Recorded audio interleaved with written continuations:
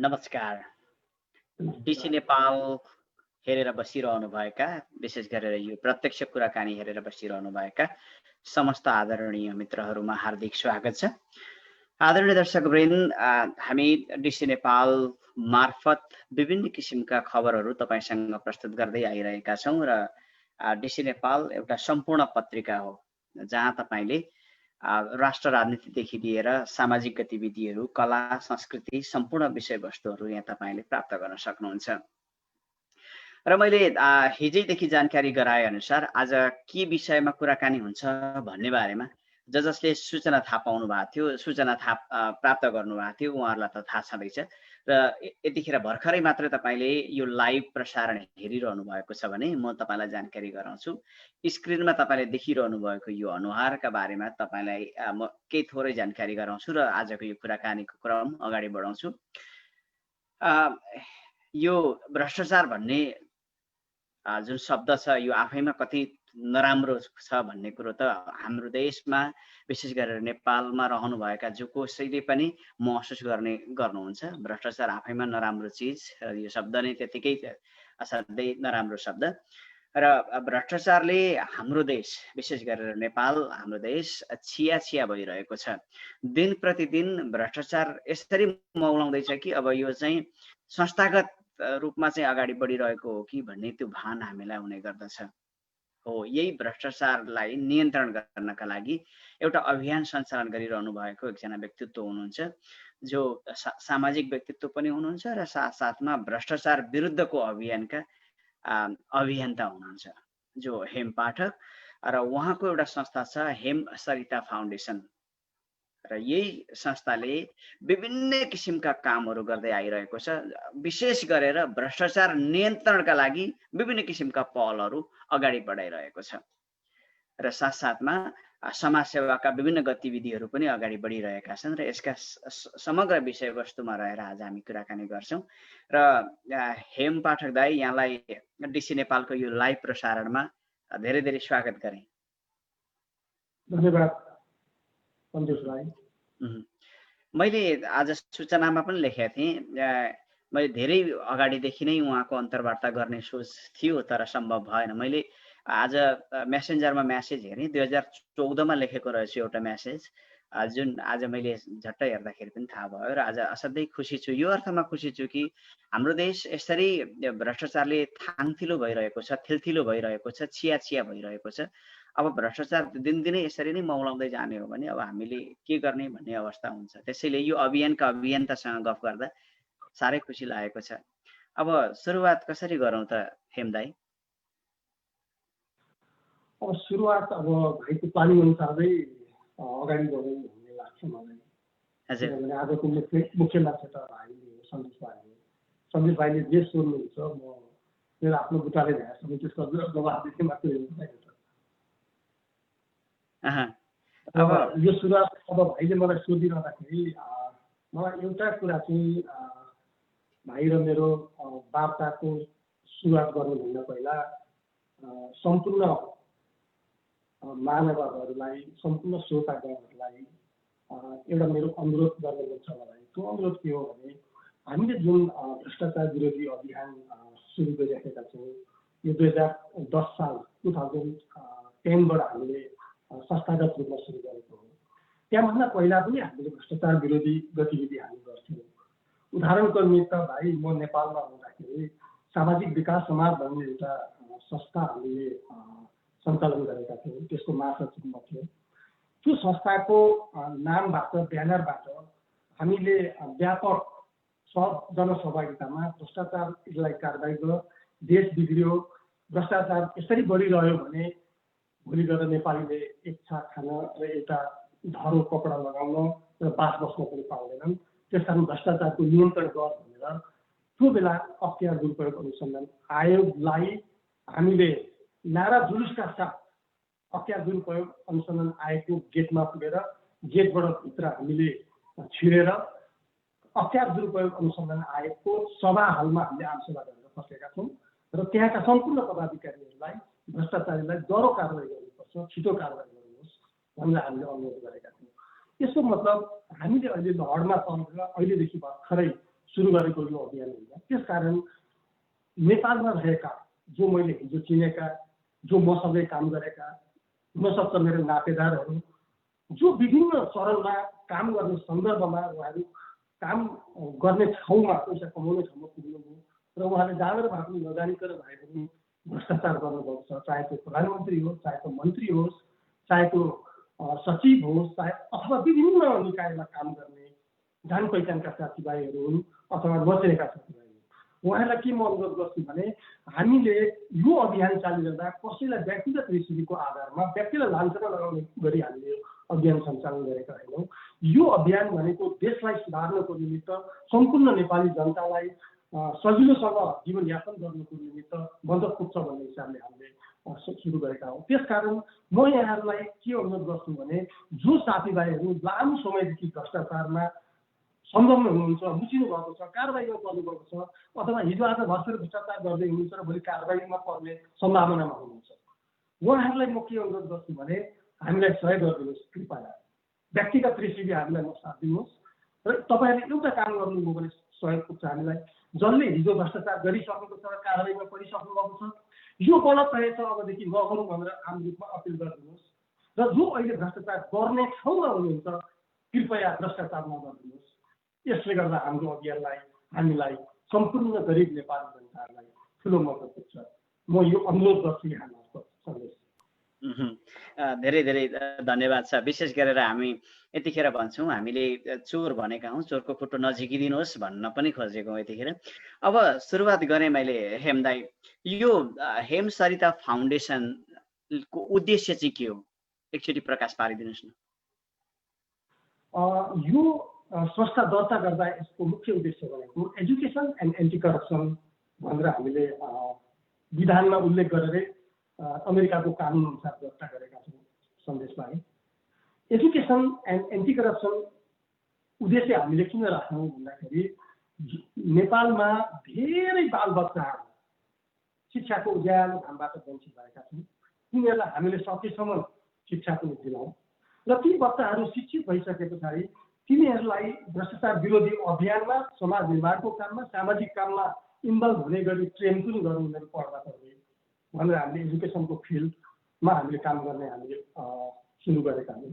र एन्टी करप्सनको मुद्दा हामीले किन उठायौँ भने भ्रष्टाचार यदि कसैले पनि गरेन नेपालमा, खास गरेर यो नेपाल देशै संस्था हो यो, यदि कसैले पनि भ्रष्टाचार गरेन र भ्रष्टाचार हिजो गर्ने व्यक्तिहरूलाई कारबाही गरेर तिनीहरूले कमाएको अकुत सम्पत्ति राज्यको नाममा ल्याएर त्यसलाई विकासको काममा हामीले लगाउन सक्यौँ भने त्यसले गर्दा बिस्तारै गरिबी पनि कम हुँदै जान्छ। किनभने त्यो भ्रष्टाचार गरेको पैसा उद्योग धन्दामा लाग्छ, विकास निर्माणको काममा लाग्छ, शिक्षामा लाग्छ, स्वास्थ्यमा लाग्छ। यसले गर्दा गरिबी पनि बिस्तारै कमी हुँदै जान्छ। भोलि सबै नेपालीहरूले एक साथ खान र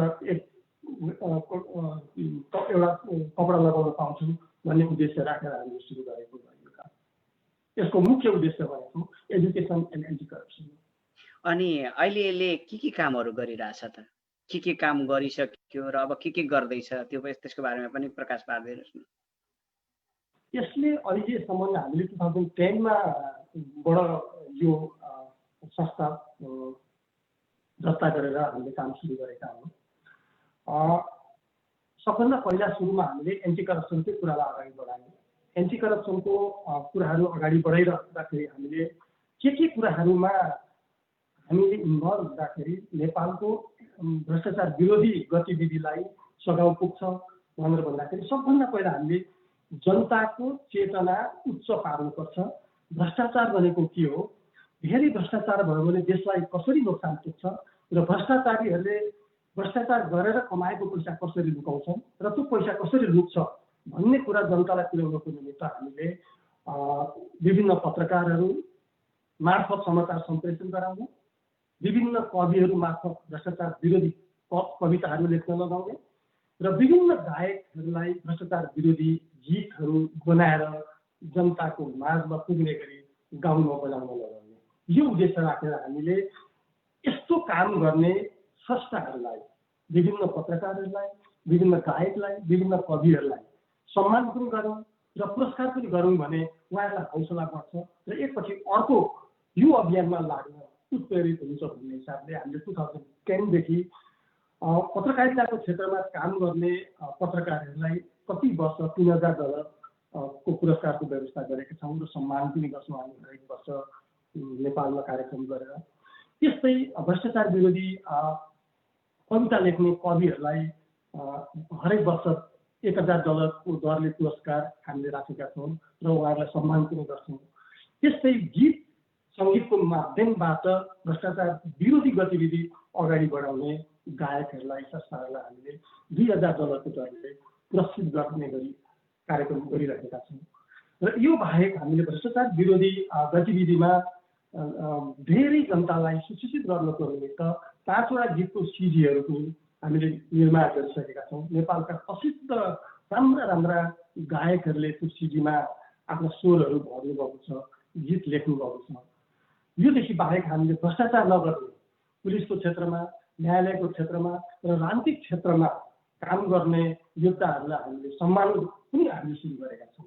यसरी हामीले भ्रष्टाचार विरोधी अभियान चलाउने भन्दा हामी कुनै एउटा सरकारी निकाय होइन, हामी अख्तियारमा भएको पावर हामीसँग छैन, सतर्कता केन्द्रसँग भएको पावर हामीसँग छैन, अदालतमा भएको पावर हामीसँग छैन, पुलिसमा भएको पावर हामीसँग छैन।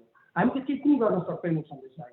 हामीले गर्ने भनेको भ्रष्टाचार गर्नु राम्रो कुरा होइन, भ्रष्टाचार नगर्नुहोस् भनेर भ्रष्टाचार गर्न सक्ने ठाउँमा बसेका साथीहरूलाई अपिल गर्ने हो।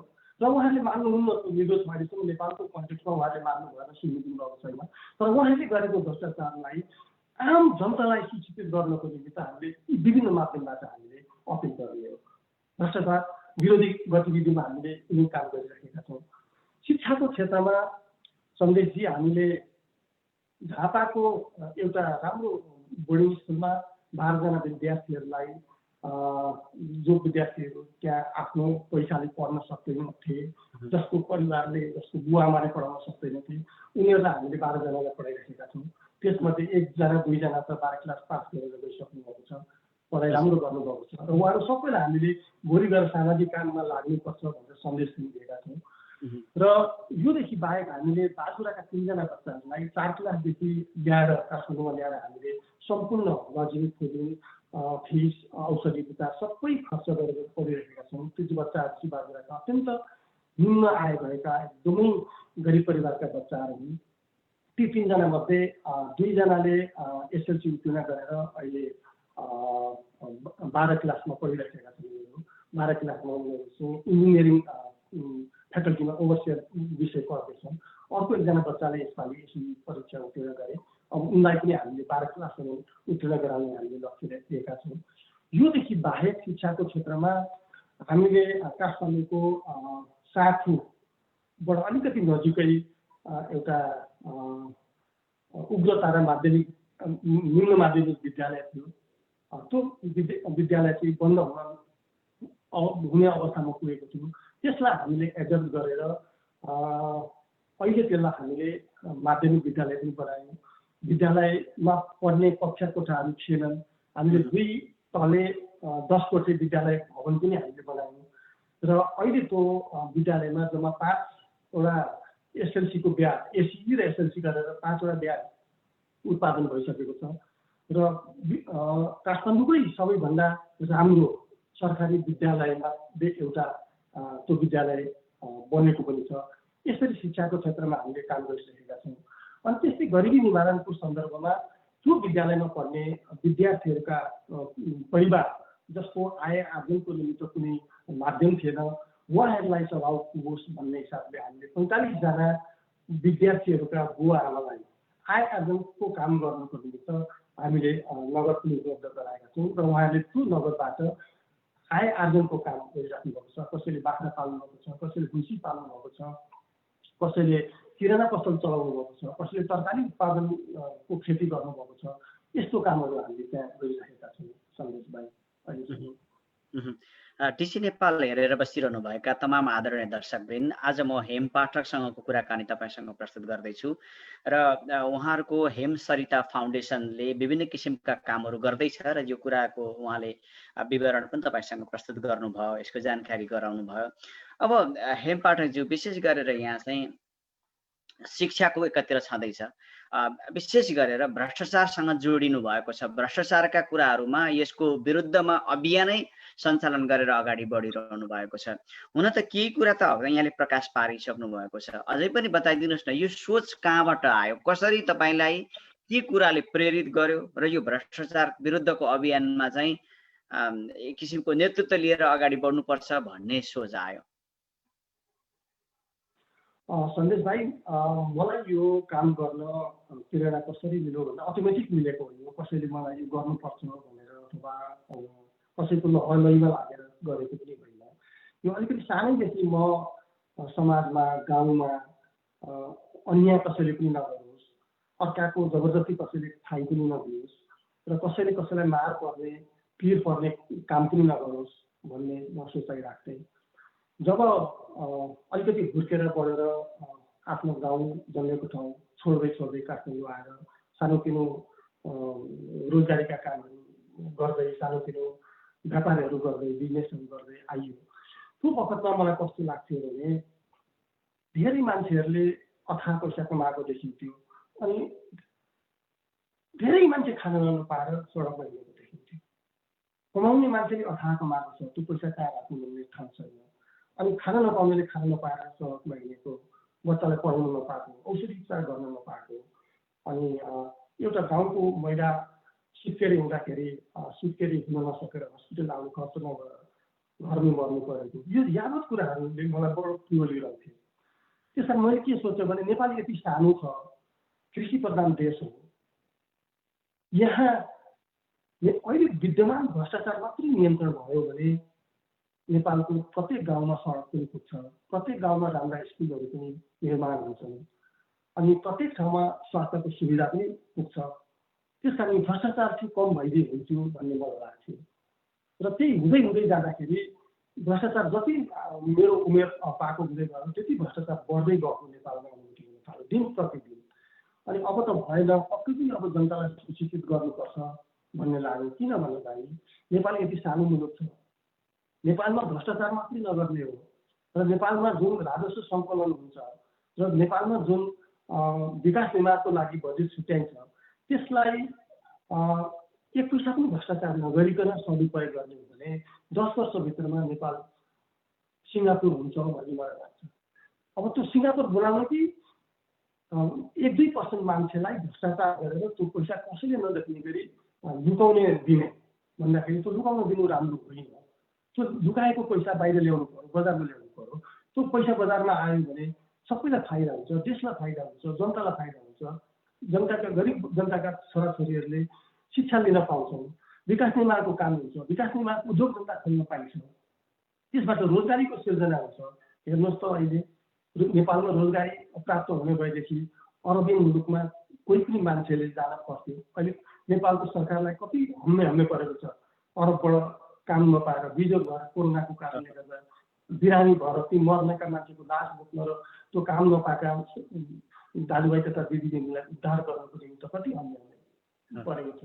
अर्को कुरा अहिले भर्खर हेर्नुहोस् त, एक हप्ता अगाडिदेखि यस कोरोनाको यस्तो महामारीमा नेपालबाट इन्डिया काम गर्न जानको निमित्त मान्छेको लाहस्कर कस्तो छ हेर्नुहोस् त। नेपालमा भ्रष्टाचार नभएकोदेखि यो कुनै लाहस्कार बाहिर जानै पर्दैन थियो। कृषि प्रधान देश हो, सबैको 2टा पाटा बारी छ। नेपालको सरकारले पञ्चायती कालदेखि आजसम्म भ्रष्टाचार नगरेको भएदेखि नेपाल हराहरा भइसक्थ्यो। सबै विकास निर्माणका कुराहरू धेरै अगाडि बढिसकेका हुन्थे, सडक सबै ठाउँमा पुगेको हुन्थ्यो, विद्यालयको पढाइ पठनपाठन एकदम राम्रो हुने अवस्था हुन्थ्यो, स्वास्थ्यको स्थिति अर्कै चरणमा पुगिसक्थ्यो। अब अहिले हेर्नु त अहिले पनि हामी जिल्लो अवस्थामा छौँ। त्यसकारण यो दुर्दशाबाट नेपाललाई बचाउनको निमित्त र आम नेपाली दाजुभाइ तथा दिदीबहिनीहरूलाई एक गाँस खान र एक जोर कपडा लगाउन पाउने अवस्थामा पुर्याउनको निमित्त हामीले यो अभियानको सुरुवात गरेको। होइन, यो भ्रष्टाचार किन हुन्छ, यसको खास कारण के हो? तपाईँ त यो अभियानमा लामो समयदेखि हिँड्नु भएको छ, 2010देखि लगभग 1 दशक बितिसकेको यो अवस्था छ। सबै कुराहरू तपाईँलाई अनुभव छ, अनुभूतिहरू लिएर हिँड्नु भएको छ। खास के कारणले भ्रष्टाचार हुन्छ? भ्रष्टाचार प्रवृत्तिगत कुरा हो सन्देश भाइ। मान्छेले आवश्यकताले पनि कहिले कसैलेबाट 10-20 रुपियाँ ल्याऊ अथवा 100-200 रुपियाँ ल्याऊ भनेर भन्न सक्छ होइन। जस्तो उदाहरणको निम्ति मेरो घरमा बेलुका खाना छैन, म एउटा कुनै अफिसमा छु, म पिउन छु, त्यहाँ मैले कसैको फाइल अलि छिटो गरिदिएर मलाई 20 रुपियाँ दिदिए हुन्थ्यो, मेरो घरको घरमा तरकारी लिएर जान्थेँ भन्ने मैले चाहना राख्नु स्वाभाविक हो। कहिले कहिले यो खालको आवश्यकताले पनि मान्छेले 10-20 रुपियाँ 1-200 रुपियाँ लिन कोसिस गर्छ। एउटा आवश्यकताले पनि हुन्छ, एकदमै आवश्यकताको कारणले गर्दा हुन्छ। तर त्यसलाई भ्रष्टाचार भन्ने कि नभन्ने, बेलुका मेरो घरमा 1 किलो इस्कुस लिएर जानु छ, मैले 20 रुपियाँ मलाई सन्देश भाइले दिनुभयो भने सन्देश भाइको काम मैले अलिकति छिटो गरिदिएँ भने तपाईँलाई पनि छिटो हुन्छ, मैले 20 रुपियाँ पनि पाउँछु। त्यसलाई भ्रष्टाचार भन्ने कि नभन्ने एउटा अर्को कुरा छ, एउटा पाटो हो। तर यस किसिमको आवश्यकताले भन्दा प्रवृत्तिले नेपालमा भ्रष्टाचार बढेको छ सन्देश भाइ। किनभने जो मान्छेले धेरै पैसा कमाइसकेको छ, अथाह पैसा छ, धेरैवटा घरहरू बनाएका छन्, प्रत्येक ठाउँमा घर घरेरीहरू जोडेका छन्, विभिन्न ब्याङ्कमा पैसाहरू राखेको छ, विभिन्न कम्पनीमा स्टक मार्केटमा पैसा हालेर अथाह सेयरको धनी भएको छ। त्यो मान्छेले मौका पाउने बित्तिकै अझ धेरै भ्रष्टाचार गर्छ। त्यस कारण भ्रष्टाचार चाहिँ प्रवृत्तिगत कुरो हो। र अनि अर्को कुरो, नेपालको भ्रष्टाचार गर्ने मान्छेलाई सजाय गर्ने कानुन फितलो कानुनको कारणले गर्दा अलिकति कडा कानुन भइदिएको भएदेखि अथवा एकचोटि भ्रष्टाचार गरेको मान्छे प्रमाणित भयो भने त्यसले गरेको सबै पैसा फिर्ता ल्याएर त्यसलाई त्यही अनुसारको कारवाही गर्ने कानुन भइदिएको भएदेखि र त्यो अनुसारको मेकानिजमको डेभलप भइदिएको भएदेखि भ्रष्टाचार अलिक कम हुन्थ्यो। तर भ्रष्टाचार नेपालमा अहिले यसरी बढ्नुको मेन कारण भनेको पहिलो कुरो कानुन अलिकति फितलो, दोस्रो कुरो त्यसलाई कार्यान्वयन गर्ने निकाय फितलो, अनि राजनीतिक हस्तक्षेप अनि राजनीतिक व्यक्तिहरू भ्रष्टाचारमा संलग्न भएको कारणले गर्दा धेरै मान्छेहरूले भ्रष्टाचार गर्छ नेपालमा। र यो भ्रष्टाचारको मेन कारण भनेको चाहिँ प्रवृत्तिगत कुरा पनि भइरहेको। म तपाईँको अभियानमा संलग्न भएकै आधारले सोध्दैछु, यो अर्को एउटा जिज्ञासा पनि। अब यो भ्रष्टाचार नियन्त्रण गर्न सक्ने त्यस्तो कुनै फर्मुला हुन्छ? हामीले यसो गर्दाखेरि चाहिँ भ्रष्टाचार नियन्त्रण गर्न सकिन्छ भनेर त्यस्तो केही सूत्रहरू छन् त हामीसँग? मैले बुझेको सन्देश भाइ, सूत्र 1, 2, 3 गरेर भन्ने सकिने गरीको सूत्र त पक्कै पनि छैन। तर नेपालको राज्य सञ्चालन गर्ने राजनीतिक नेतृत्वले म भ्रष्टाचार गर्दै गर्दिनँ भन्ने प्रतिज्ञा गरेर सत्तामा यदि कोही पुग्नु भएको छ भने उहाँले भ्रष्टाचार नियन्त्रण गर्न सक्नुहुन्छ। किनभने राजनीतिक नेतृत्वले नचाहेर भ्रष्टाचार काहीँ पनि हुँदैन, उहाँले कन्ट्रोल गर्न सक्नुहुन्छ। तर अहिलेसम्मको नेपालको राजनीतिक इतिहास र प्रशासनिक इतिहासलाई हेर्दा त्यो सम्भव देखिएन। त्यसकारण हामीले अहिले एउटा सूत्रको रूपमा के नारा अगाडि सारेका छौँ भन्ने सन्देश भाइ, भ्रष्टाचारीहरूलाई समाज बहिष्कार गर्नु भन्ने नारा अगाडि सारेका छौँ। अब यसलाई सूत्र भनौँ कि चेतनामूलक नारा भनेर यो चाहिँ हामीले जनस्तरबाट गर्ने कुरा हो, सरकारी स्तरबाट गर्ने कुरा होइन। सरकारी स्तरबाट गर्ने हो भने नेपालमा मन्त्रीमण्डल छ, प्रधानमन्त्री छ, मन्त्रीमण्डल छ, विभिन्न विभागहरू छन्, सतर्कता केन्द्र छ, अख्तियार अनुसन्धान आयोग छ, न्यायालय छ। यो कुनैबाट पनि सम्भावना भएन, अहिलेसम्म देखिएन। लामो समय पर्खौँ हामीले, यो देखिएन र अब देखिने तत्काल सम्भावना पनि भएन। अब हामीले चाहेर पनि नेपालमा भ्रष्टाचार नियन्त्रण हुन्छ भन्ने कुरामा आम जनताले आश मानिसके हो। त्यसकारण अब हामीले के कुरा अगाडि सार्यौँ भने सन्देश भाइ, भ्रष्टाचारीलाई समाज बहिष्कार गर्नु। किन त्यो हामीले भनिराखेको भने कुनै एउटा प्रधानमन्त्री अथवा मन्त्री आफै खुट्टा आकाशबाट झरेर आएको हुँदैन, कुनै समुदायबाट, कुनै गाविसबाट अथवा कुनै निर्वाचन क्षेत्रबाट, कुनै जिल्लाबाट आएको हुन्छ। उहाँको हिजोको आर्थिक स्थिति के थियो र कतिचोटि मन्त्री हुँदा अथवा प्रधानमन्त्री हुँदा आजको उहाँको आर्थिक स्थिति केमा रूपान्तरण भयो, त्यो कुरो अन्तको बस्ने जनताले भन्दा उहाँको जुन ठाउँमा जन्मिनु हुर्किनु भयो र जुन ठाउँबाट निर्वाचन गरेर उहाँ आउनुभएको छ त्यहाँको मतदातालाई, त्यहाँको जनतालाई थाहा हुन्छ। त्यसैले हाम्रो अपिल के हो भने, सूत्र भने पनि, अपिल भने पनि, अनुरोध भने पनि हाम्रो के हो भने सन्देश भाइ, त्यो निर्वाचन क्षेत्रका जनताले हिजो हाम्रो जनप्रतिनिधिको आर्थिक हैसियत के थियो, उहाँको परिवारको स्थिति के थियो र आज के छ, त्यसलाई समीक्षा गरेर मूल्याङ्कन गरेर यदि अर्थात् आम रूपमा व्यापक रूपमा उहाँको आर्थिक अवस्थामा परिवर्तन भएको छ, एकदम अथाह पैसा कमाएको जस्तो लागेको छ भने उहाँलाई समाज बहिष्कार गर्नुपर्छ। त्यहाँको जनताले त्यही निर्वाचन क्षेत्रको जनताबाट सुरु गर्नुपर्छ। उहाँलाई एक ठाउँ, दुई ठाउँ, तीन ठाउँबाट, एक दर्जन ठाउँ जतिबाट हामीले यो खालको काम सुरु गऱ्यौँ भने पक्कै पनि भोलि गएर भ्रष्टाचार अलिकति कम हुन्छ भन्ने हामी लागेको छ। अरू कारबाहीको तौरबाट त नेपालमा भ्रष्टाचार कम हुनलाई सम्भावना मैले देखिन देखेको छैन। आदरणीय दर्शकवृन्द, यो भ्रष्टाचारको कुरा गरिरहँदाखेरि साँच्चीकै रगत त उम्लिएर आउँछ। तर म यतिखेर प्रश्न सोध्ने पाटोमा बसेको कारणले गर्दाखेरि मेरा प्रश्नहरू विशेष गरेर आज हेमपाठासँग छन्। मैले विशेष गरेर देशका नेताहरूप्रति मेरो प्रश्न होइन, आज अभियानमा संलग्न भएका, अभियानको एउटा नेतृत्व लिएर अगाडि बढिरहनु भएका हेमपाठकसँग भएको कारणले गर्दाखेरि उहाँले गर्नुभएका गतिविधिहरू र उहाँले गर्नुभएका अब योजनाका बारेमा हामी कुराकानी गर्छौँ। स्वाभाविक रूपमा देशमा यसरी भ्रष्टाचार मौलिरहेको छ, संस्थागत रूपमा अगाडि बढिरहेको यो अवस्था छ। अनि हेम दाई, यो भ्रष्टाचारको कुरा गरिरहँदाखेरि नेपालमा जुन अघि कुरा गऱ्यौँ हामीले, अख्तियार दुरुपयोग अनुसन्धान आयोग छ, त्यस्तै गरेर राष्ट्रिय सतर्कता केन्द्र छ, यिनीहरूले गरेका कामहरूप्रति चाहिँ यहाँ कस्तो छ यहाँको चित्त बुझाइ, अथवा साँच्चीकै संवैधानिक अङ्ग भएर पनि जुन किसिमको म्यान्डेट यिनीहरूले प्राप्त गरेका छन् त्यो अनुसार यिनीहरूले काम गरिरहेका छन्? के लाग्छ यहाँलाई? हजुर भाइ, सतर्कता केन्द्रले, नेपालको अख्तियार दुरुपयोग अनुसन्धान आयोगले, नेपालको न्यायालयले काम गरेको भए हामीले यो अभियानको सुरुवात गर्नै पर्ने थिएन। अनि हामीले यो अभियान अन्तर्गत जनतालाई सूचित हुने गरी समाचार लेखिदिनुहोस् भनेर पत्रकारलाई आग्रह गर्नु पनि पर्ने थिएन, कविता लेखिदिनुहोस् भनेर कविलाई आग्रह गर्नु पनि पर्ने थिएन। अनि गीत बनाएर गाउँ न, जनतालाई अलिकति सूचित गर्नु साह्रै भएन, बर्बादै भयो देश भनेर गायकलाई हामीले अनुरोध गर्नु पनि पर्ने थिएन। अटोमेटिकली कन्ट्रोल हुन्थ्यो। सतर्कता केन्द्र, अख्तियार दुरुपयोग, न्यायालय, यो तिनटाले चाह्यो र राजनीतिक नेतृत्व मन खराब भयो भने कसरी भ्रष्टाचार हुन्छ? हुँदैन नि। जम्मा भ्रष्टाचारको मूल जड भनेकै राजनीतिक नेतृत्व, सतर्कता केन्द्र, अख्तियार, न्यायालय। भनेपछि यी सबैजना मिले मतो गरेर भ्रष्टाचारलाई चाहिँ संस्थागत रूपमा अगाडि बढाइरहेको हो, त्यसरी हामी बुझ्न सक्छौँ। अहिले नेपालमा भ्रष्टाचार संस्थागत रूपमा अगाडि बढेको छ। यति मजाले संस्थागत रूपमा अगाडि बढिसक्यो। म तपाईँलाई एउटा उदाहरण दिउँ है त। तपाईँले पनि सुन्नुभयो होला, नेपालमा बालुवाटारको जग्गा प्रकरण। मैले एउटा मात्र उदाहरण दिएको मैले। अब त्यसमा अब अरू त सबै इन्भल्भ छँदै थिए,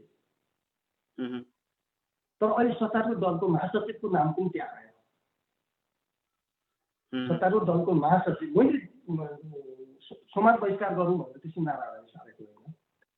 महासचिवको पृष्ठभूमि, उहाँको आर्थिक हैसियत, नेपालमा बहुदल आएका दिनदेखि म नजिकबाट जान्दछु। बुटोलतिरको साथी हो, म पूर्वको मान्छे हो, तर म काठमाडौँमा बस्ने। अलि लामो समयदेखि म काठमाडौँको सेन्टरमा बसेर देशभरिको गतिविधि म निहालेर बस्थेँ। देशभरिको को मान्छे, को राजनीतिज्ञ, को कर्मचारी, को पुलिस, को न्यायाधीश, कस्तो पृष्ठभूमिको, उहाँले के गर्नुहुन्छ भन्ने कुरो मलाई प्रायः सबै थाहा हुन्थ्यो।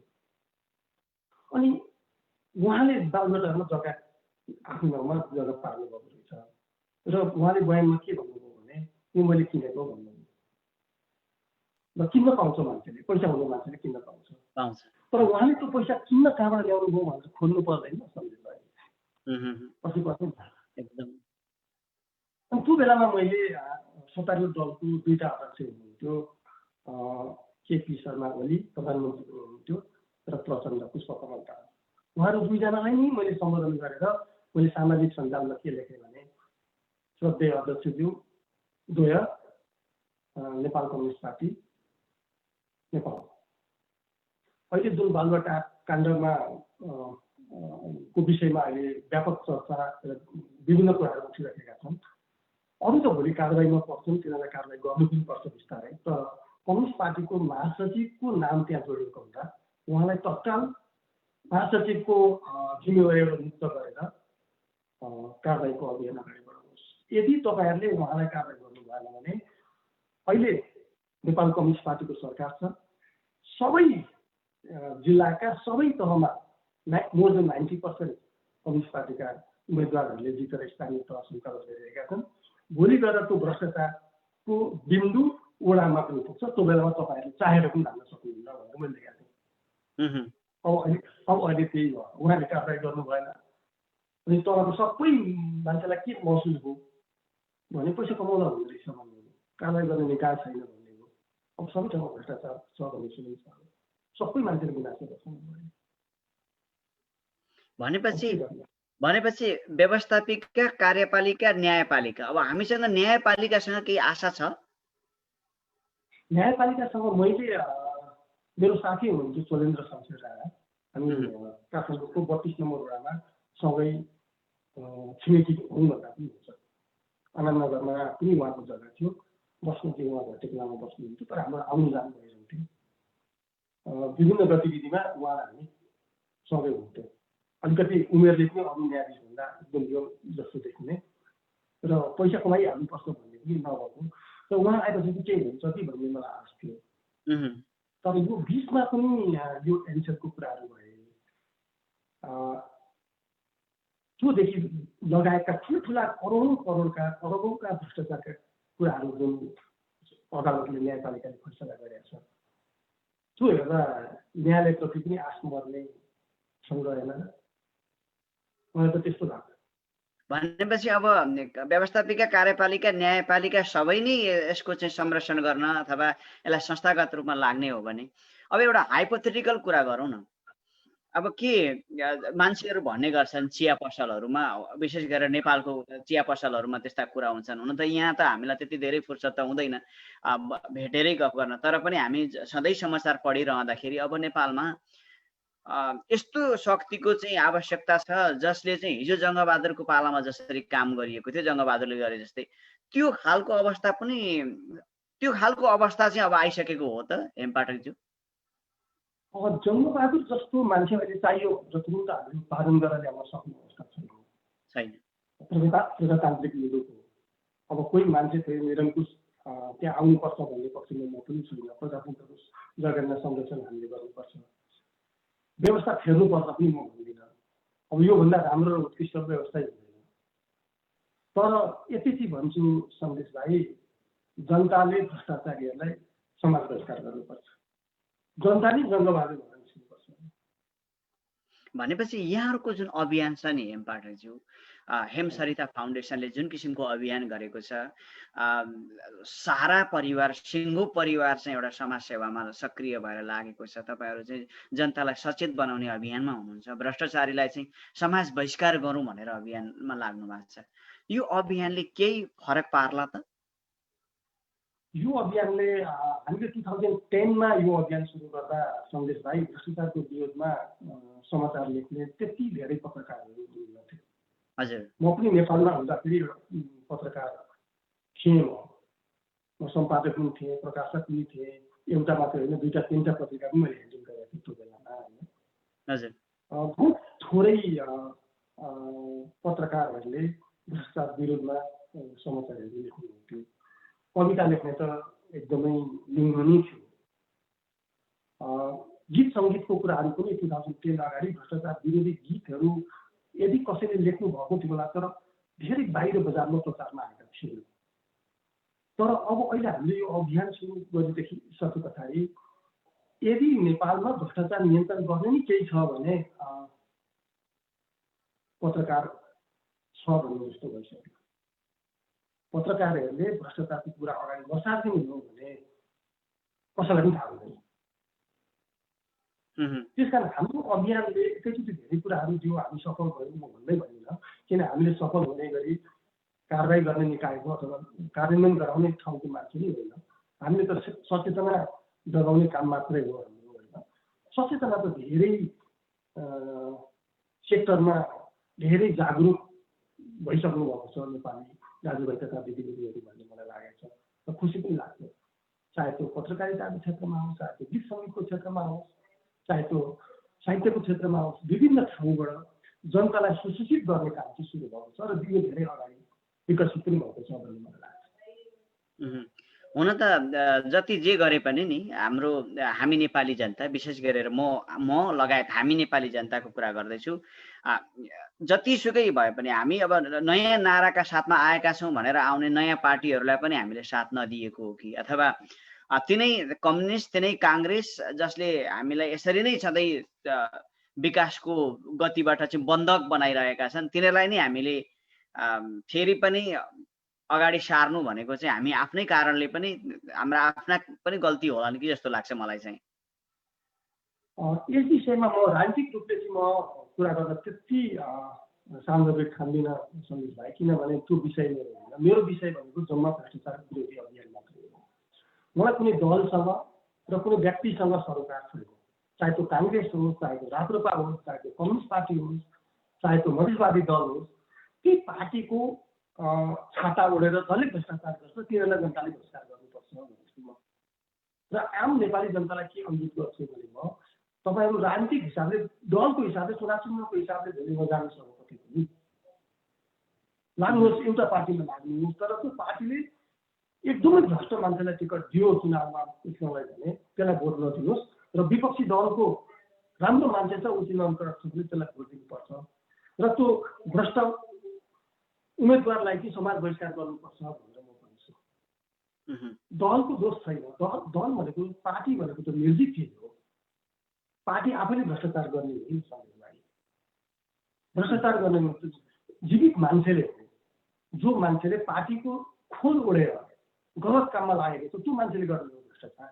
त्यसले गर्दा हो नेपाली जनताले खान नपाउने, लाउन नपाउने, पढ्न नपाउने, औषधि उपचार गर्न नपाउने, सजिलैसँग आफ्नो घरमा आवत जावत गर्न नपाउने बाटो नभएर यिनीहरूले भ्रष्टाचार गरेर राज्यको होल ढिकुटी नीतिगत भ्रष्टाचार गरेर बिताइसकेको हुन्छ।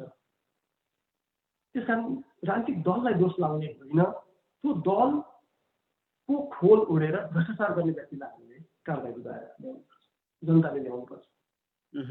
हामी यो कुरा जुनसुकै दल होस्। यो कुरा गरिरहँदाखेरि नि हेमदाईको अब दोस्रो पाइला भनेको भोलि राजनीतिमा प्रवेश त होइन? राजनीतिमा प्रवेश होइन भाइ। अब अहिलेको नेपालको राजनीति अर्को व्यवस्था नभएसम्म हिजो जति इज्जत थियो राजनीति गर्ने मान्छेको त्यो इज्जत घट्दा घट्दा घट्दा अब कुनै अर्थै छैन। त्यो अर्थै नहुने ठाउँमा, के गर्नै नसक्ने ठाउँमा अब मैले राजनीतिमा गएर केही मैले सुधार गर्न सक्दिनँ। मैले गर्ने भनेको समाजसेवा हो। अनि नेपालमा जसले भ्रष्टाचार गरेको छ, जो भ्रष्ट छ त्यसलाई नङ्ग्याउने काम चाहिँ म गर्छु। त्यसैमा मेरो चाहिँ यस पछाडिको लाइफ, मेरो जिन्दगी बित्छ भन्ने लागेको छ भाइ। राजनीतिमा प्रवेश गर्ने मेरो कुनै इच्छा पनि छैन, चाहना पनि छैन र समाजले यति घृणा गर्न थालिसकेको छ राजनीतिज्ञहरूलाई। अब त्यो म त्यो घृणित व्यक्ति हुन म चाहन्न। तर पनि अब हामी विशेष गरेर भ्रष्टाचार शून्य बनाउँछौँ समाजलाई र जनताहरूलाई चाहिँ अमन चयनमा राख्छौँ भनेर जुन किसिमको नारा लिएर हिँड्ने मान्छेहरू त राजनीतिमा जाँदाखेरि त राजनीति पनि त संलग्न छ होला नि भन्ने मेरो चाहिँ सोच भएर यो मेरो प्रश्न हो यहाँलाई। आम जनताले, सबै ठाउँको जनताले कुरा नबुझिकन यो सम्भावना नै छैन। जनताले कुरा बुझिसकेर जब भ्रष्ट व्यक्तिलाई समाज बहिष्कार गर्ने, उसलाई चाहिँ भोट नदिने तहमा जनता पुग्नुहुन्छ, त्यो बेलामा म गए पनि, अर्को गए पनि, जो गए पनि हुन्छ, म जानुपर्छ भन्ने केही पनि हुँदैन। तर म चाहिँ राजनीतिमा जाने। यो तपाईँसँग जोडिएको प्रश्न मैले राखेँ। अब अर्को तपाईँसँगै जोडिएको एउटा प्रश्न पनि मैले सोध्न चाहेँ हेमदाई। विशेष गरेर तपाईँ अमेरिकामा बस्नुहुन्छ, अमेरिकाको टेक्सासमा रहनु भएको छ अहिले। नेपालको भ्रष्टाचार विरुद्धको अभियानलाई चाहिँ साथ लिएर अगाडि बढिरहनु भएको छ। यो संस्थामा के कस्ता मान्छेहरू छन्, पात्रहरू छन्, त्यसका बारेमा पनि म सोध्छु। तर यही अमेरिकामा बसेको मान्छे अमेरिकाकै विभिन्न सङ्घ संस्थाहरूसँग मिलेर काम गर्न सकिन्थ्यो, किन नेपाल लाई चाहिँ छाड्नुभयो भन्ने मेरो एउटा जिज्ञासा छ यहाँलाई। अमेरिकाको विभिन्न सङ्घ संस्थामा मिलेर काम गर्न सकिन्थ्यो, तर यहाँ अमेरिकामा हामीले गर्नुपर्ने कामै छैन, किनभने यहाँ स्वाभाविक रूपमा सरकारले हामीलाई मानव जातिलाई चाहिने जति सबै काम गर्न सकेको छ। न यहाँ विकास निर्माण गर्नु छैन, न यहाँ बाटो बनाउनु पनि पर्दैन, यहाँ बिजुलीको पोल गाडेर बिजुली पुर्याउनु पनि पर्दैन। एकदम सही। अनि खाना नपाउने जनतालाई म खाना दिन्छु भनेर नेपालमा अहिले खाना नपाउनेलाई जसरी खाना बाल्ने लागिराख्नु भएको छ विभिन्न मनकारी व्यक्तिहरू, त्यसरी खानालाई व्यक्तिलाई हामीले दिनलाई जानु पनि पर्दैन, किन सबै थोक सरकारले यहाँ गरिराखेको छ। त्यस कारण जुन ठाउँमा सबै चिजहरू सरकारले गरिराखेको छ त्यो ठाउँमा गर्नुको सट्टामा हामीले जुन ठाउँमा आवश्यकता छ त्यो आवश्यकता भएको ठाउँमा केही काम गऱ्यौँ भने थोरै भए पनि निजी पिपुललाई राहत हुन्छ भन्ने हिसाबले हामीले नेपालमा सुरु गरेको। उदाहरणको निमित्त यहाँ शिक्षाको क्षेत्रमा हामीले के काम गर्नुपर्छ सन्देशलाई, किनभने शिक्षा सरकारले यति सहज र सरलीकृत रूपमा विकास गरेको छ, जो पनि पढ्न पाउँछ, जहाँ पनि पढ्न पाउँछ, पैसा तिर्नु पर्दैन। उच्च शिक्षा पढ्न पनि सरकारले पछि कमाएर दिनु भनेर बिना भित्र ऋण दिन्छ। 12 क्लाससम्म एक पैसा नलाइकन शिक्षाको लागि कापी किताबदेखि लिएर इभन एक साथ खाना पनि दिएर विद्यार्थीहरूलाई स्कुलमा पढाउँछ। त्यो ठाउँमा हामीले शिक्षाको लागि त केही गर्नु पर्दैन, तर नेपालमा हामीले गर्दाखेरि धेरै बालबच्चाहरूलाई राहत पुर्याउनलाई हामीले शिक्षाको क्षेत्रमा नेपालमा काम गरेका हौँ। अनि जहाँसम्म सन्देश भाइको क्वेसन तपाईँको पछाडि को छ भनेर भन्दाखेरि सुरुमा हामीले यो अभियान सुरु गर्दा हामीले पारिवारिक हिसाबले सुरु गरेको हो, परिवारकै सदस्यहरू मिलेर फाउन्डेसन हामीले दर्ता गरेका हौँ। तर 2010 देखि अहिलेसम्म आइपुग्दा हाम्रो बिचमा यति धेरै मानवहरू आइसक्नु भएको छ त्यसको सङ्ख्या छैन। उदाहरणको निमित्त हामीले दर्जन पत्रकारहरूलाई पुरस्कृत गरेको छ, दर्जनौँ कविहरूलाई हामीले पुरस्कृत गरेको छ, सम्मान गरेको छ, दर्जनौँ गायकलाई हामीले सम्मान पुरस्कृत गरेको छ। उहाँहरू सबै हाम्रो फाउन्डेसनको मेम्बर, हामी मेम्बर हौँ भन्ने हिसाबले उहाँहरू काममा लाग्नु भएको छ। अनि यो अभियानमा उहाँहरूले लेख्नुहुन्छ, यो अभियानमा उहाँहरूले गाउनुहुन्छ, यो अभियानमा उहाँहरूले जनतालाई सुशिक्षित गराउने काम गर्नुहुन्छ। त्यस कारण यसै गरी बढाउँदै जाने हो। अब त हरेक जिल्लाबाट हामी शाखा खोल्छौँ भनेर विभिन्न जिल्लाबाट विभिन्न नगरपालिकाहरूबाट साथीहरूले फोन पनि गर्न थाल्नुभएको छ। बिस्तारै त्यता पनि बढ्दै जान्छ फाउन्डेसनको काम क्रियाकलापहरू। तर अब अहिलेसम्म हाम्रो यसको पछाडि को छ भनेर भन्दाखेरि जो साथीभाइ हामीसँग मिलेर अहिलेसम्म लेख्ने, गाउने, बजाउने काम गर्नुभएको छ उहाँहरू हामीसँग बोलबन्द हुनुहुन्छ र त्यसको सङ्ख्या एकदमै ठुलो छ। अब परिवारसँगै जोडिएको एउटा मेरो जिज्ञासा, विशेष गरेर अमेरिकामा बाबा समाजसेवी भयो भने छोरो अथवा छोरी अथवा त्यो घरको सन्तान त्यसैसँग जोडिनुपर्छ भन्ने छैन, आफ्नो किसिमको रहर हुन्छ। तर हेम पाठकको परिवारभित्रका जुन सदस्यहरू छन् सबै समाजसेवामै लिन, सबै समाजसेवामै समर्पित, यो चाहिँ के हो? घरको स्कुलिङ हो कि अथवा के कुराले यस्तो प्रभाव पार्यो? यो अलिकति पारिवारिक कुरासँगै जोडेर यसको उत्तरको अपेक्षा गरेँ हेम पाठकज्यू। यसमा ठ्याक्कै एकै शब्दमा दिने जवाब त मसँग छैन सन्देश भाइ। तर अब मेरो समाजसेवाप्रति रुचि र निजी पिपुललाई सहयोग गर्नुपर्छ र अन्याय सहनु हुँदैन र भ्रष्टाचार गर्न दिनु हुँदैन भन्ने जुन मेरो सोच हो, त्यसमाथि मेरो श्रीमती र मेरा छोरीहरू त्यसमा सहमत भएको अवस्था हो। अब श्रीमती सहमत भइसके पछाडि छोरीहरूलाई त हामीले साथीको रूपमा गो गरौँ। छोरी मात्रै भन्दा पनि मेरा 2टा छोरी चाहिँ हाम्रा साथीहरू हुनुहुन्न। अनि साथीले चलाएको अभियानमा अर्को साथीले मद्दत त गरिहाल्छ नि। त्यो हिसाबले परिवारको सबै सदस्यहरू यसमा इन्भल्भ छन्। अब लगभग हामी कार्यक्रमको अन्तिम चरणमा छौँ। यो अन्तिम चरणमा अब मेरो अलिकति विशेष गरेर यही भ्रष्टाचारसँगै जोडिएको जिज्ञासा छन् 1-2 वटा। अमेरिकामा हुनुहुन्छ तपाईँ, हामी अब अमेरिकाको अवस्था, भ्रष्टाचारसँग जोडिएका विषयवस्तुहरू, यहाँ चाहिँ भ्रष्टाचार गर्ने बित्तिकै कडाभन्दा कडा कानुनी रूपमा चाहिँ उसले चाहिँ सजाय भोग्नुपर्ने अवस्था छ, जेलको सजाय भोग्नुपर्ने अवस्था छ। यी सबै कुराहरू गरेर यहाँबाट नेपालले के सिक्न सक्छ? अब जस्तो नेपालमा के भयो भन्नुहुन्छ भने हिजो राजतन्त्र थियो, त्यो बेला पनि भ्रष्टाचारका कुरा सुनिन्थ्यो। त्यस पछाडि बहुदलीय व्यवस्था आयो, बहुदलीय व्यवस्थामा पनि भ्रष्टाचार अब चाहिँ हुँदैन होला भनेर सोचिएको थियो, त्यो बेला पनि भ्रष्टाचारका कुरा सुनियो। त्यस पछाडि अब अहिले सङ्घीय लोकतान्त्रिक गणतन्त्रको अभ्यास गरिरहेको छ देशले होइन, यो बेला त झन् झन् झन् झन् भ्रष्टाचार बढ्दै गइरहेको अवस्था छ। भनेपछि व्यवस्था परिवर्तन भए पनि प्रवृत्ति त्यस्तै छ। अब यो अमेरिकाबाट के सिक्न सक्छ नेपालले? अमेरिकाबाट नेपालले अहिले तत्काल सिक्न सक्ने अवस्था मैले देखेको छैन सन्देश भाइ। किनभने मैले अघि भने यो प्रवृत्तिगत कुरा हो, प्रवृत्ति नै नफेरिए पछाडि सिकेर पनि केही हुँदैन। सिकेको छ, सबैलाई थाहा छ भ्रष्टाचार गर्नु हुँदैन भन्छ, सत्तामा नपुगिन्जेल र भ्रष्टाचार गर्न पाउने ठाउँमा नपुगिन्जेल भ्रष्टाचार गर्नु हुँदैन भन्छ जो कोहीले। तर जब भ्रष्टाचार गर्न सक्ने ठाउँमा पुग्छ त्यो व्यक्तिले भ्रष्टाचार गरेकै देखिएको छ अहिलेसम्म। त्यसकारण यहाँबाट सिकेर नेपालमा केही गर्न सकिन्छ कि भनेर भन्नुभन्दा पनि नेपालमा राजनीतिक इच्छा शक्ति एकदमै डह्रो भएको मान्छे राजनीतिक नेतृत्वमा पुग्नुपर्छ, सरकार सञ्चालन गर्ने नेतृत्वमा पुग्नुपर्छ र उसले भ्रष्टाचार गर्नलाई कारवाही गर्ने ठाउँमा त्यही अनुसारको नेतृत्वलाई चयन गर्नुपर्छ। उदाहरणको निमित्त सहकारिता केन्द्रकै कुरा गर्नु, अघिदेखि हामीले कुरा गरेको न्यायालयको न्यायाधीशहरू नियुक्ति गर्दा अनि अख्तियार दुरुपयोग विषयमा आयोगले नियुक्ति गर्दा नन करेक्ट पर्सनालिटी छानेर, व्यक्तिहरूलाई छानेर लगेर राजनीतिक हस्तक्षेप नगरिकन काम गर्न दियो भने अलिकति अर्थभाव हुन्छ। अब अमेरिकैबाट सिक्ने हो भने त धेरै कुराहरू छैन। जस्तो यहाँ के छ भने भ्रष्टाचार गरेको थाहा पाउने बित्तिकै उसको लाइफ गयो, सिद्धियो त्यो। तर नेपालमा लाइफ कसैको पनि गएको हामीले देखेका छैनौँ।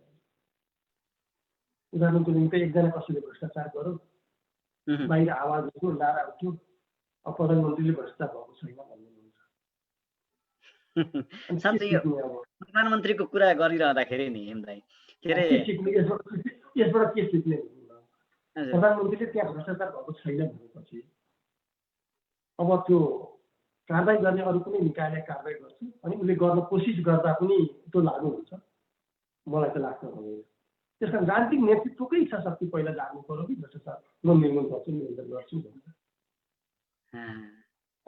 अनि मात्रै अमेरिकाबाट पनि केही कुराहरू सिकेर यहाँको जस्तो काम गर्दा हुन्छ। तर अब सिकेको छ, सबै थाहा छ भ्रष्टाचार के हो, यो गर्नुहुन्छ कि हुँदैन भनेर त थाहा छ सबैलाई, तर गरेकै छ। त अनि सिकेर के गर्नु भनेपछि जुन देशको सरकार प्रमुख नै भ्रष्टाचारको चाहिँ संरक्षणमा लागेको छ त्यो देशमा भ्रष्टाचार हुँदैन भनेर हामीले आशा गर्ने दिन चाहिँ अब गए भनेपछि अब म संरक्षणै त म भन्दिनँ, तर मैले समाचारमा सुने अनुसार भ्रष्टाचारको कुरा उठ्दाखेरि भ्रष्टाचार भएको छैन भनेर प्रधानमन्त्रीले भनेको सुनेको छु मैले।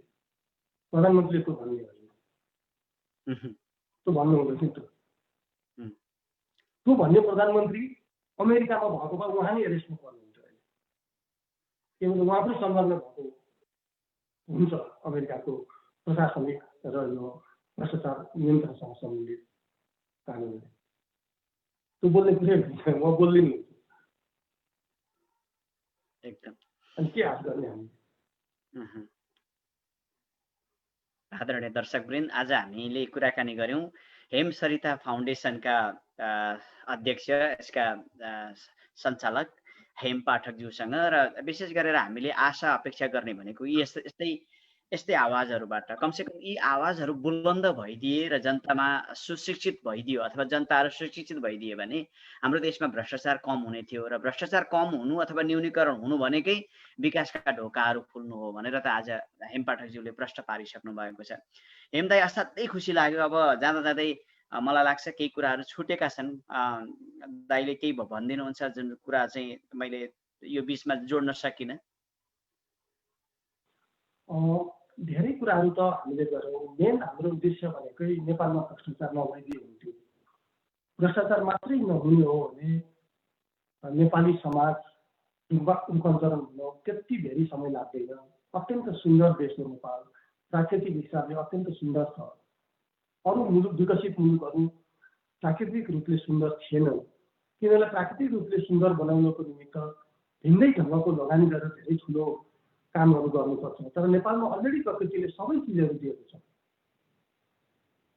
मात्रै भ्रष्टाचार भएन भने सन्देश भाइ 10 वर्षभित्रमा नेपाल सिङ्गापुरभन्दा राम्रो देश हुन्छ। त्यसकारण म अहिले सत्तारूढ दललाई, भोलि फेरि सत्तामा आउन चाहनेलाई र विपक्षमा बस्नेलाई समेत, अथवा प्रशासन यन्त्रमा रहेका माथिल्लो तहमा रहेका प्रशासन प्रमुखहरूलाई, पुलिसका प्रमुखहरूलाई, न्यायाधीशहरूलाई र न्यायालयका प्रमुखहरूलाई एउटै मात्रै कुराको अनुरोध गर्छु, तपाईँले पनि भोलि मर्नुपर्छ। जागिरबाट रिटायर भइसके पछाडि सामाजिक सञ्जालको कारणले गर्दा समाज यस्तो अग्रगतिमा अगाडि बढिरहेको छ, यस्तो छिटो अगाडि बढिरहेको छ। तपाईँले जागिर छोड्दा तपाईँले कमाएको सम्पत्ति तपाईँले सदुपयोग गर्न नपाउने दिन पनि आउन सक्छ। तपाईँहरूलाई तपाईँकै टोलका मान्छेले, साथीभाइले, तपाईँकै नातेदारले छिछि दूर गरेर तपाईँलाई समाज बहिष्कार गर्न सक्छन् भोलि गएर। त्यसकारण कृपया तपाईँहरू, हामी जस्तै अरूको पनि जिन्दगी हो, म जस्तै धेरै नेपाली, 3 करोड नेपालीहरू यहाँ छन्, मेरो जस्तै परिवार 3 करोड नेपालीको परिवार छ, छोराछोरीहरू पनि छन् अरूका पनि। तिनीहरूले पनि शिक्षा लिनुपर्छ, तिनीहरूले पनि स्वास्थ्यको काम गर्नुपर्छ, तिनीहरूले पनि छुट्टिएरी भएको बेलामा हस्पिटलमा जान सक्नेसम्म खर्च तिनीहरूको हुनुपर्छ भन्ने सम्झेर तपाईँ भ्रष्टाचार नगरिदिनुहोस्। त्यही अनुरोध गर्छु, त्यही अपिल गर्छु सबै माथिल्लो तहका, उपल्लो तहका महानुभावहरूलाई। कति सुन्दर कुरा। भोलि यो पृथ्वीलाई त छोडेर जानु छ, हामी 2 दिनको पाहुना हौँ यदि भन्ने तपाईँको दिमागमा मात्रै आइदिन्छ भने भ्रष्टाचार नगरिदिनुहोस्।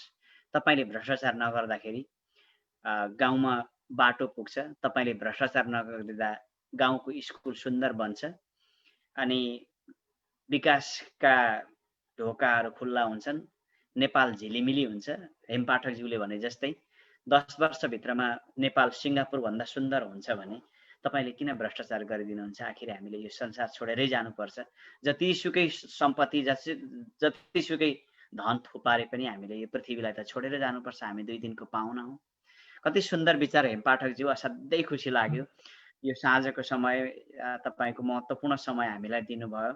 आगामी दिनहरूमा पनि तपाईँसँग यसरी नै भलाकुसारी गरौँला। विशेष गरेर तपाईँको व्यक्तिगत जिन्दगीका पाटाहरू, तपाईँको विशेष गरेर अन्तरङ्ग कुराकानी गर्ने पनि मेरो सोच छ। तर त्यो आगामी दिनहरूमा समय दिनुभएकोमा फेरि पनि यहाँलाई मेरो व्यक्तिगत तर्फबाट र डिसी नेपालको तर्फबाट नै धेरै धेरै आभार प्रकट गर्न चाहन्छु। धन्यवाद भाइ। म पनि यहाँलाई र यहाँ मार्फत डिसी नेपाललाई धेरै धेरै धन्यवाद भन्न चाहन्छु। मेरो भ्रष्टाचार विरोधी जुन सन्देश हो, त्यो सन्देश सबै साथीभाइलाई पुर्याउनुको निमित्त यहाँले जुन मेरा विचार राख्ने मौका दिनुभयो, सन्देश भाइलाई धेरै धेरै धन्यवाद, डिसी नेपाललाई धेरै धेरै धन्यवाद।